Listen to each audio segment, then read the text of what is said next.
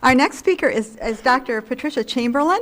She's a science director and senior researcher at the respected Oregon Social Learning Center. She spent 33 years developing and evaluating programs to improve the lives of foster kids. Her first program focused on foster youth who were serious repeat juvenile offenders. Was so successful, it's included in SAMHSA's list of evidence-based programs, and it's a national blueprint model program. Then she adapted her program beyond juvenile offenders to all youth in foster care, and most recently for foster girls, to prevent risky behaviors at that pivotal transition into middle school. Her programs are being implemented in several states across the country and all over the world. She recently was named a Fellow of the Society for Prevention Research. Early in her career, she tells me that she conducted family therapy for families with kids in the juvenile justice system. And inevitably, the kids would not show up for therapy, and the parents would be very upset and distraught, and the kids would sometimes be placed in group care. And her concern for the distress of these parents and their inability to manage their children's behavior was one reason that she developed effective parent training that is the cornerstone of all of her evidence-based programs. So her talk today is Strong Parenting, Successful Youth, the parent training states are providing to foster families. Welcome, Patty.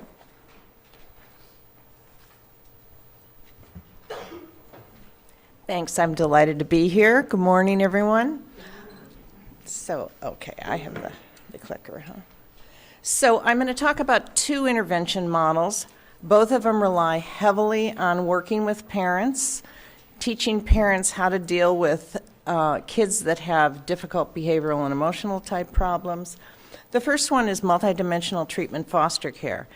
And this program focuses on youngsters who have a number of police offenses. They're at the point in the system where the courts have decided that they need to be placed outside of their home because of safety for the community. So what we decided to do, so typically what happens in these situations is that kids are placed in group or residential care. And as we'll talk about during this brief time, there are it's a convenient placement, but there are a lot of disadvantages for kids, especially kids that have problems with antisocial behavior, being placed in group or residential care. And so what we do as an alternative is to find community families, give them a lot of support and training, and place youth individually in family homes. In the meantime, we're working hard with their parents so that the same skills that the child is experiencing in the treatment foster home are being taught to the parents, with the idea that the youngster will return home at the end of 6 to 9 months. So basically what we do for kids in the foster homes is we have a very structured environment whereby the expectations are entirely clear, and the kids are very well supervised, and the foster parents are very well supported to deal with both the things that the kids are doing right as well as rule violations and antisocial attitudes. We place a huge emphasis on supervising kids well, not letting them hang out with other kids who are having problems with delinquency, going to school, completing homework. And for their parents, it's very important that they learn these critical skills so that when the youngster goes home, the same kinds of things are happening. And so during the placement, what happens when you have a kid that goes to group care is they're kind of out of the picture. And, you know, many group care placements are not in the community. And so the parents are sort of, it's relaxing because you don't have this youngster in your face all the time who you are having a lot of difficulty with. But in the meantime, you know, the connection sort of frays a little bit, and you're not learning the skills that you're going to need when you get that youngster back home. Plus the youngster's hanging out with other kids that have similar kind of problems. And we all know that adolescence is a time when kids really have strong influences over each other, positive and negative. So we want to do home visits during the time of placement in treatment foster care.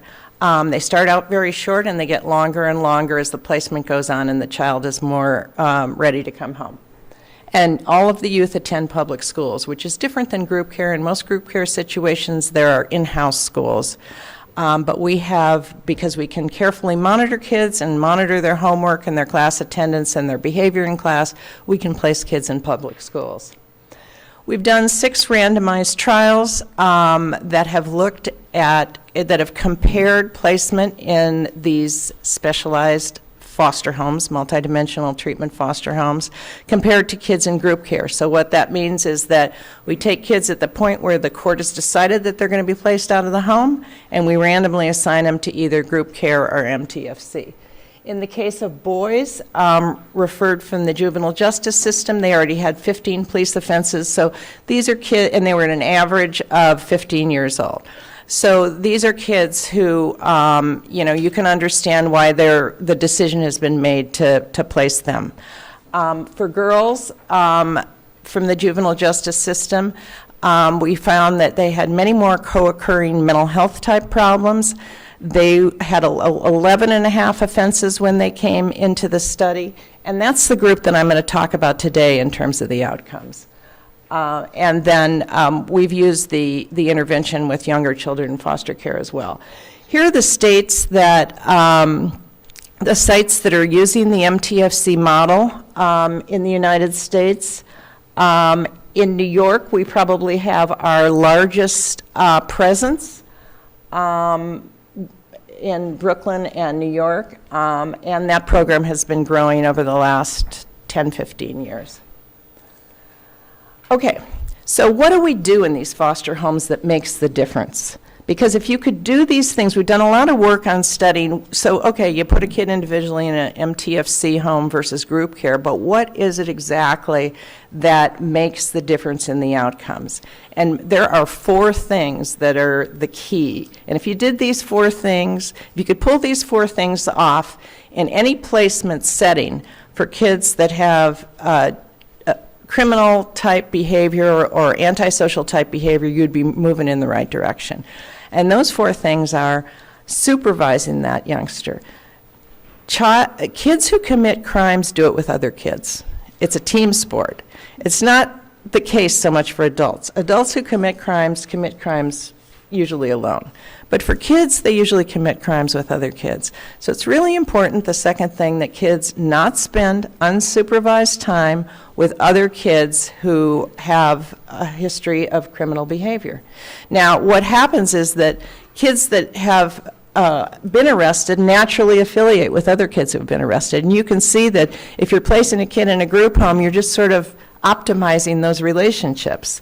So this is one of the keys about the MTFC model is we take the child singly and surround them with adults and then we carefully monitor their peer relationships, we carefully monitor their free time.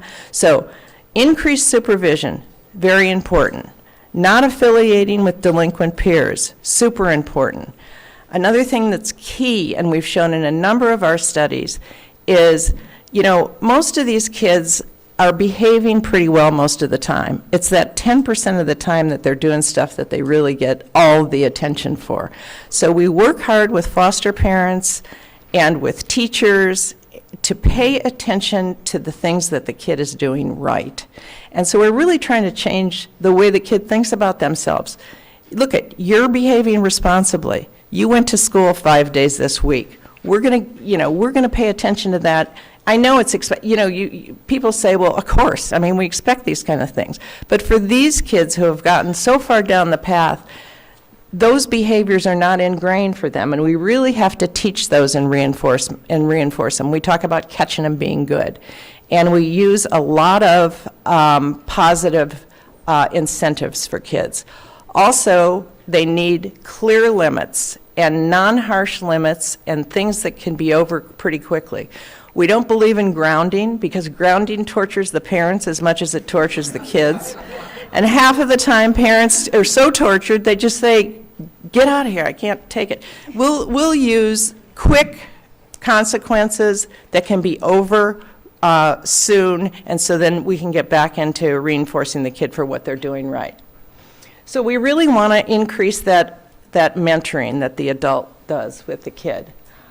So we've got High supervision, not hanging with delinquent peers, very much stress on setting limits and getting those limits over and creating a very reinforcing environment. Okay, so the way we do this is we use a behavioral program in the foster homes that's very well specified. I won't go into a lot of this, but basically it looks something like this. You have, if you look at this chart, you've got a lot of reinforcement for doing things that you're gonna do. Get up in the morning, get ready for school. Carry a school card. That means each one of your teachers signs off that you were there and whether your behavior was acceptable or unacceptable. And we reinforce kids for doing homework at a certain time at home. It's just sort of like a very well-structured life. And they're getting all kind of points, reinforcement, incentives for doing this stuff that we expect of kids. All right, now I'm going to talk a little bit about the girls' study. These girls were 11 and a half when they first came into the program. They had 11 and a half arrests. They were arrested at the first time at age 12, and 3/4 of them almost had a felony. They also, one thing that we see different with the girls and boys is the girls show a lot more mental health, diagnosed mental health kind of problems, and some of those are listed there.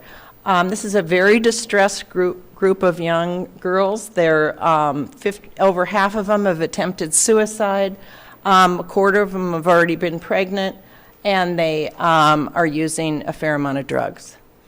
In terms of their family history, these numbers, I guess, are not surprising, but these kids have had very challenging upbringings. Many of their parents, almost half of their mothers and almost 2/3 of their fathers have been convicted of a crime. Okay, I just want to talk a little bit about outcomes now for these girls. So if we look, let me see if I can use where's the? It's at the top. Okay. So here is, the orange bar is the number of days that the girls spent incarcerated prior to coming into either group care or MTFC. In group care, the year after group care, you can see there was some improvement. They spent almost half of the days incarcerated, but out to, this is 12 months later, here's 24 months later. In MTFC, we really reduced the rate of incarceration at 12 and 24 months. Also, on pregnancy rates, we look at the kids in group care, the year of before, their lifetime before they came into the program, and then new pregnancies 2 years later. And in MTFC, we're making a dent in that, but it's still an issue, obviously. We have outcomes on a number of other areas for these girls, but I just use these to highlight on mental health disorders, drug use, and school engagement. Okay, we were lucky enough to have the Washington State Institute of Public Policy conduct an independent economic analysis of the results of MTFC, and they found that for every dollar spent, $17 were saved in court costs, victimization, incarceration, and law enforcement costs. So, and the other thing about it is that when you place a kid in MTFC, it's about a half to 2/3 as expensive as it is to place a kid in group care. You don't have a building, you don't have an infrastructure, you're paying foster parents more money because they're doing a lot more. They're acting as treatment agents for these kids. The girls' long-term outcomes, we are getting a little higher return, and we have a 10-year follow-up. The savings grew over 10 years.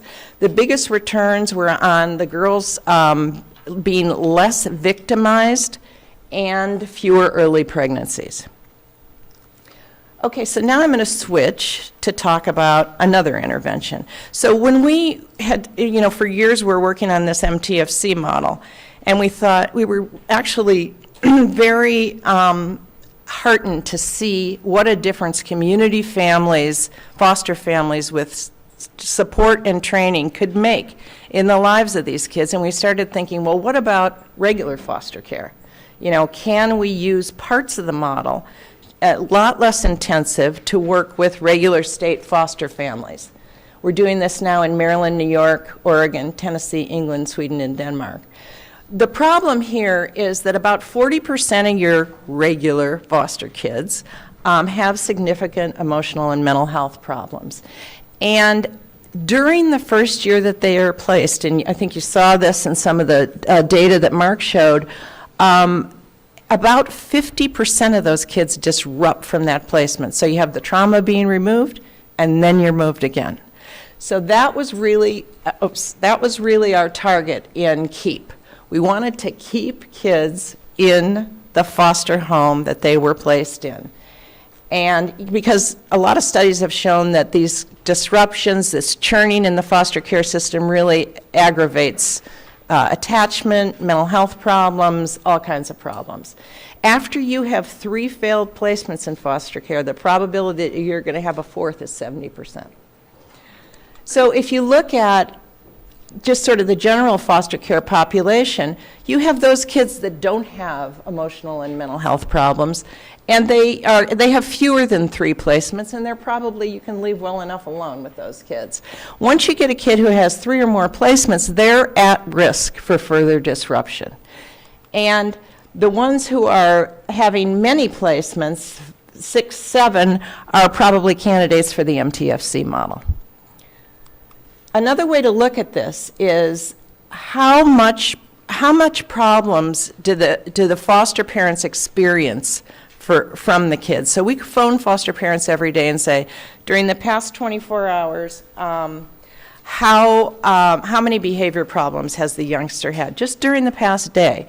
And you see that, you know, you can look at the number of behavior problems the kid has, and you can also look at the amount that the darker, the blue line is the amount of stress that the foster parents are experiencing. So stress, foster parent stress predicts placement disruption. Not a big surprise, right? You say to yourself, I cannot live this way, this kid has got to go. If you look at who disrupts in terms of kid behavior, so we know that 3 or more placement puts you at a high probability of disruption. 3 or more previous placements.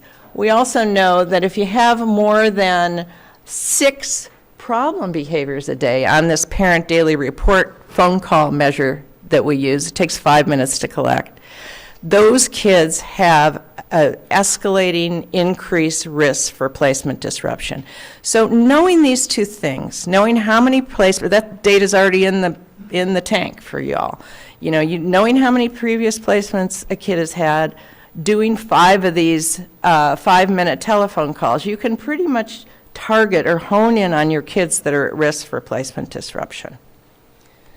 So the logic model here for the KEEP intervention is we want to improve the foster parents' skills, and we want to increase their rate of reinforcement, mentoring, support to the child relative to the amount of discipline that they have to impart, they feel like they have to impart. If you look at what happens over the natural course of placement is that foster parents start out in general feeling really positive, and I'm talking about for a kid with significant behavior problems. Foster parents start out feeling pretty positive, and over time, the amount of reinforcement that they give the kid drops, and the amount of discipline that they give the kid increases, because the child is challenging, and they're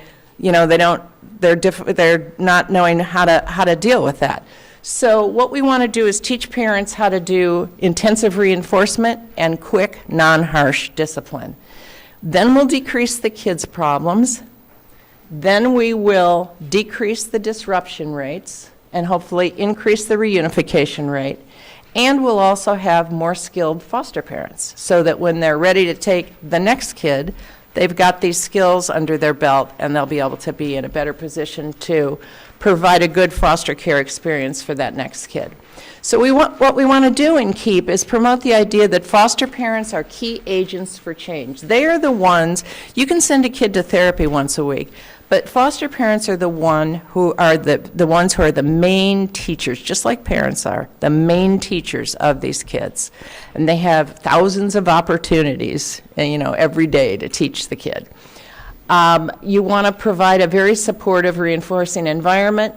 You want to have foster parents teach kids how to be more responsible and have better relationships at home and at school. And those are teachable behaviors. That's what we do as parents. We teach our kids that kind of responsibility and those kind of relationships.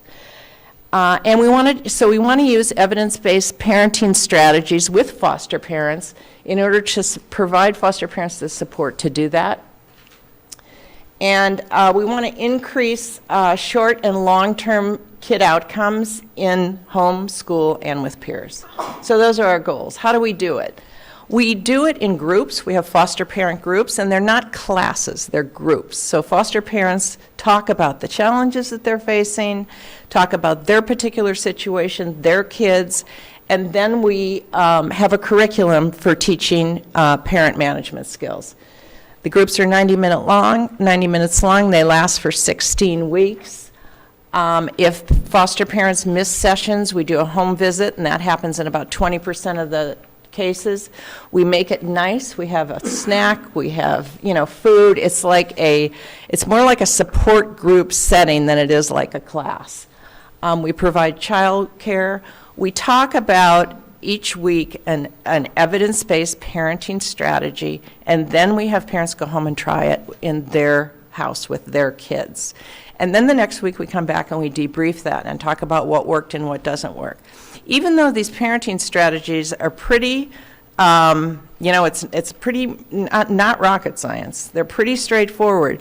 They're hard to implement, particularly with a kid who has challenging behaviors. So parents need support and in doing that. So we also do that telephone interview, that parent daily report, phone interview in the past 24 hours. What were the problems that you experienced? In order that we can tailor the group to fit the needs of the foster parents who are in it. If we look at the outcomes from KEEP, this is from a study in San Diego County where 700 families were randomized to KEEP or casework services as usual. We found that in KEEP, we did get a decrease in child behavior problems. Now you see that it doesn't seem like a very big difference, but remember that 6 is the number that you worry about in terms of placement disruption. So what we did is, remember that middle circle, we moved most of those middle circle kids down into the low risk group. The kids that had higher than 10 problem behaviors a day or something like that, they needed more intensive services. But on average, this is the child behavior problem reduction that we got. We got differences in, here we have for KEEP, this is the disruption rate. This is the disruption rate for casework services as usual. Here are the kids that went home during this study period in KEEP, and here are the kids that went home in the casework services as usual. So if you settle the kid down, they have a more likelihood of being reunified. If you look at the number of placement, the probability of place, so these are the kids. Remember, with 3 or more placement disruptions, here's the risk. This is what the control group looked like for those kids with 3 or more placement disruptions. Here's what the KEEP group looked like for those kids with 3 or more placement disruptions. So we basically can flatten out that risk a little bit, a significant amount when we give foster parents meaningful and evidence-based parenting strategies to use with the kids who are placed with them. In conclusion, MTFC and KEEP are both now being picked up in the United States and in Europe. Foster parents can be trained and supported to improve child and family outcomes. I think foster parents are a dedicated group of people that are one of the most underutilized voluntary workforces that we have out there. They have already raised their hands to take in kids. What we need to do, and the kids who are coming into foster care have changed over the last, because we're trying to keep kids out of the system. So those kids who do come in over the last decade are those kids that really are from serious situations. And so it's not surprising that those kids have serious emotional and behavior problems. So foster parents can be trained to support kid and family outcomes. Cost benefit of using evidence-based strategy to provide stronger care is there. States and agencies can develop the infrastructure to sustain, I haven't talked about this, but there's a strategy that we have to sustain these programs after the initial implementation. Kids and families benefit, juvenile justice and child welfare systems benefit, and taxpayers benefit. So that's it, thank you.